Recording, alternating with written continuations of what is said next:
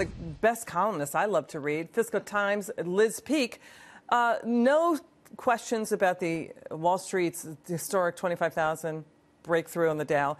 Nothing about the 250,000 ADP jobs report. Nothing about the Iran revolution. No questions in the White House presser. All Bannon. What do you make of that? Well, have you noticed that every time President Trump is on a roll, that he's getting credit for doing something good for the economy, passing the tax bill, slamming regulations, or in this case, basically turning around our policy on Iran and basically doing what Obama did not do in 2009. Something comes out of the woodwork and basically distracts everyone from the good news of the Trump administration. Look, this book is a salacious potpourri of innuendo, gossip, a pastiche of events and secondhand information that Michael Wolff has cobbled together in a very explosive way.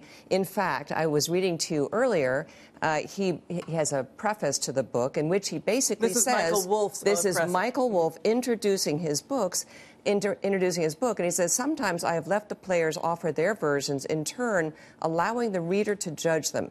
In other instances, I have, through a consistency in accounts, settled on a version of events that I believe to be true. I mean, he's basically saying, you know, this person said that, this person said something different. I'm going to tell you what I think may have happened.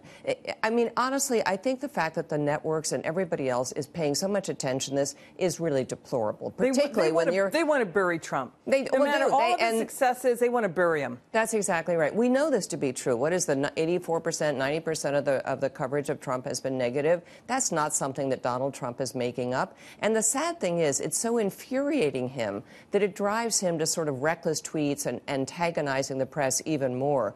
I don't know where all this ends, but this is a sad chapter because this book should not be given the credit it's being given. You know, so we've got what's going on in Iran being underreported. Yeah. We know the New York Times and other print media have been covering it, but we don't see it really as we've been covering it, and Fox News has been covering it on other media. The media also slamming Trump for going after North Korea. Were they ever this harsh on President Obama? Because I've seen pressers under President Obama when he was in office where they were asking questions about the market run-up. They were asking questions about the economy as he doubled the debt. Go ahead.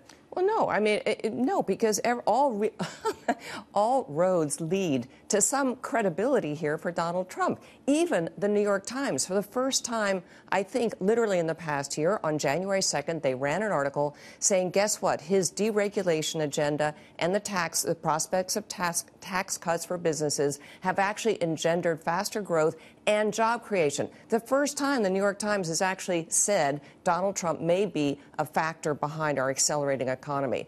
No one else wants to say that. And in fact, I do give the Times, some credit for having come out and said this. I just think it's they basically want to undermine this presidency. They have wanted to do that since day one. They're not going to change tactics. And unfortunately, from time to time, as we all can acknowledge, the president gives them fertile information for doing just exactly that, which is too bad. Understood. And we've brought that up on the show. Yeah. We've called them out for that. We're fair and balanced, and we've covered that. So let's switch gears. Liz, you've covered this, too. The U.S. oil boom. Now, estimates have it, and analysts are now saying that the U.S. could dethrone Saudi Arabia and Russia as the world's top oil producer, being a net exporter in 2020. We haven't seen that since the 50s. The White House just today proposing to open up almost all U.S. coastal waters for drilling off of California, Florida. Well, what do you think of that move? There's going to be questions, though, about pollution and oil spills, There will be, and some of the states will resist it for sure. But what Obama did was basically close off a lot of federal lands to exploration. And you know, this is not just something that's good for the economy. It's also a tremendously important geopolitical weapon in confronting Russia. Probably the most important thing we can do is export LNG, and the more natural gas that is discovered in this country, the more we are able to do that without risking any kind of energy problem here at home. It's incredibly important. It's creating jobs. It's creating wealth.